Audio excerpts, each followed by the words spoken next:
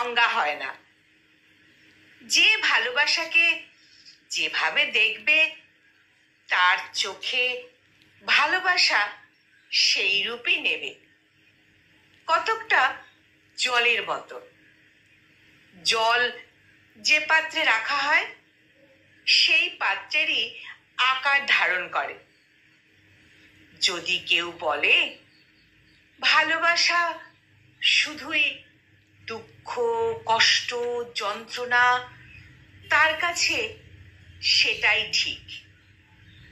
আবার যদি কেউ বলে ভালোবাসা একটা সুন্দর অনুভূতি, স্বচ্ছ, স্পষ্ট, তবে তাই।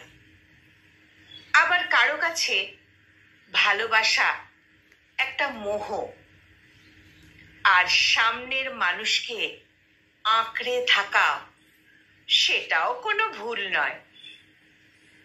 মূল কথা হলো জীবনে ভালোবাসা থাকবে, সেটা সুখের হোক বা কষ্টের বা কল্পনায়।